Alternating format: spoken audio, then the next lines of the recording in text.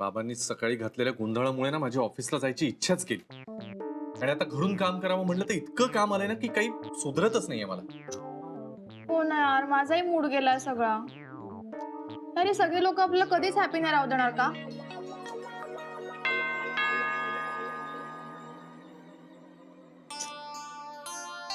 बघते.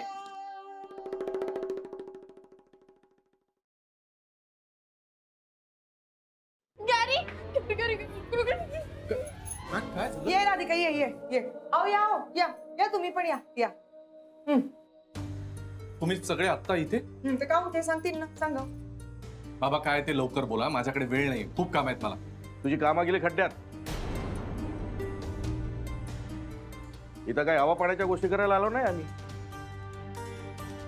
तुझ्या मागाच्या प्रश्नाचं उत्तर द्यायला आलो. हे आहेत ऍडव्होकेट देशमुख साहेब, हे सांगतील तुला. सांगा याला.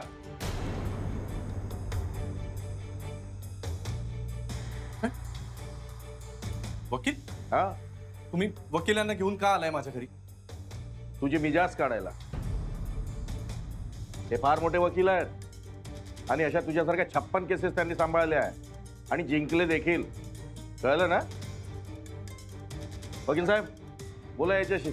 सांगा याला हा कोणत्या खड्ड्यात चाललाय ते. मिस्टर गुरुनाथ, मला एक सांगा, तुमच्या बायकोकडं तुम्ही कुठल्या हक्काने डिवोर्स मागताय? कुठल्या हक्कानं म्हणजे? नवरा आहे मी तिचा. हा, ते मान्य आहे मला, पण डिवोर्स तर तुमच्या बायकोनी तुम्हाला मागायला पाहिजे.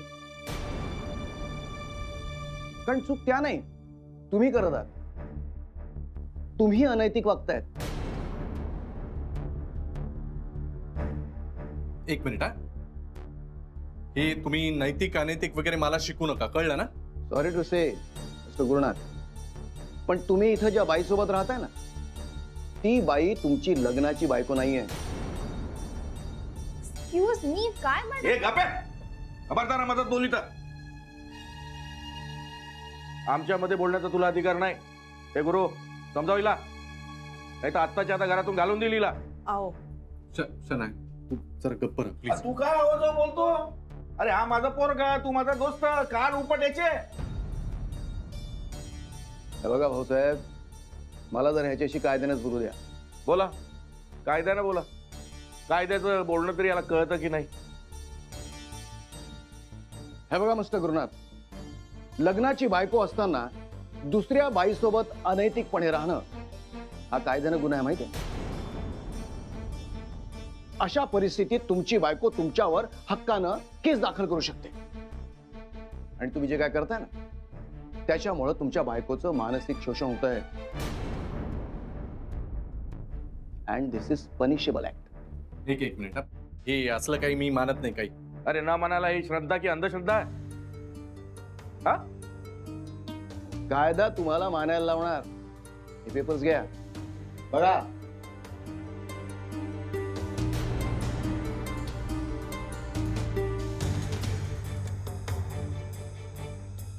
एक तर तुमची बायको काही कमवत नाही आणि तुम्ही बक्कळ कमवताय. काय म्हणजे काय?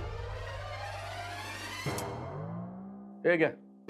हिला बक्कळ समजत नाही.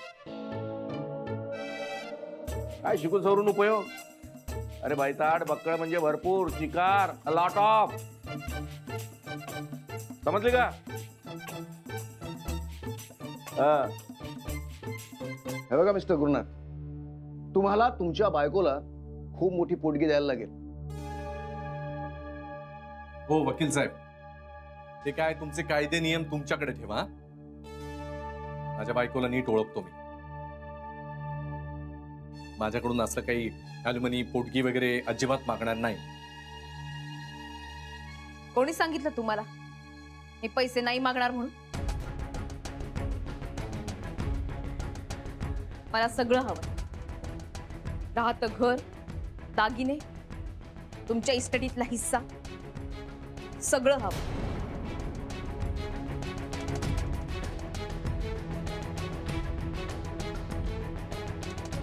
शाबास शाबास सुनबाई, याला चांगली अक्कल शिकव.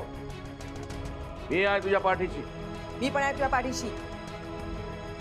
नाही, राधिकाला तिच्या हक्काचं सगळं मिळालं पाहिजे. बस आम्हाला एवढंच समजून राहिलं. नाही पण मला समजतंय हे सगळे तुझ्या पाठीशी उभे आहेत म्हणून एवढं तोंड सुटलंय तुझं, नाही का? यांनी पडून आणली असेल तुला. पण काय कर राधिका, याच्या आधी एवढी स्वाभिमानी म्हणून मिरवत होतीस, कुठे गेला तुझा स्वाभिमान? स्वाभिमान तर आत्ताही आहे,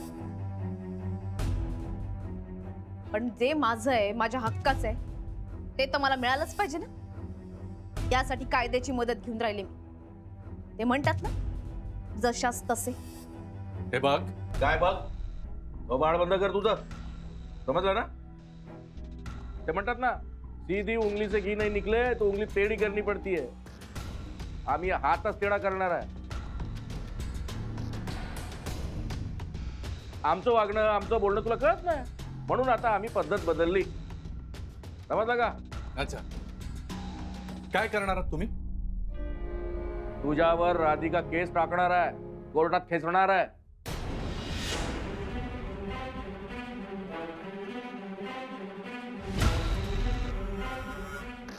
तुला काही स्वस्तात सोडणार नाही. डॅडी, हे सगळं काय चाललंय? हे का पैसे मागते तुझ्याकडे?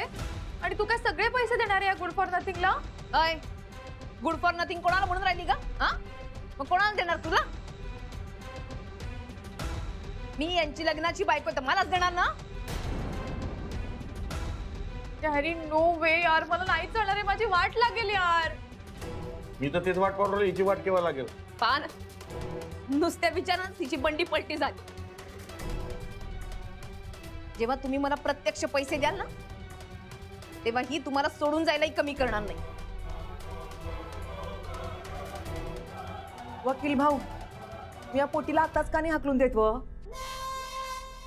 बस झाला. काय चाललंय हे? माझ्या घरात वकील आणताय, मला धमक्या देताय. हे बघा वकील साहेब, ते तुमचे कायदे नियम वगैरे सगळं तुमच्याकडे आहे. मला सुद्धा कायदा कळतो. अच्छा, म्हणजे आता तू कायदा मला शिकवणार आहे? ओ भाऊ, तू याचा पोरगा आहे ना, म्हणून सभ्यपणे आणि अवजा करून बोलून राहिलो तुझ्याशी. पण एक लक्षात ठेव, मला माझ्या भाषेत बोलायला लावू नकोस. आणि हे बघ, हा आहे ना माझा लहानपणचा दोस्त आहे, म्हणून मी इथं आलो. आणि कायद्यासमोर कोणी मोठा नाही आहे.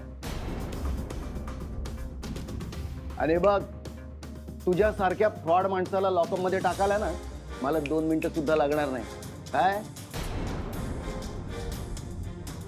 शाबास, मगापासून तुला तेच तर सांगत होतो, कान उपट याचे. सरळ भाषा कळणार नाही ना याला. अरे देशमुख असल्या माणसासोबत असंच बोलावं लागतं. मानपान देऊन काही उपयोग नाही.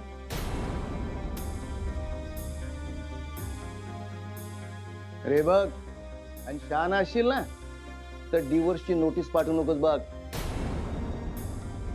चला भाऊसाहेब, आजच्या दिवस एवढा कायदा बस झाला.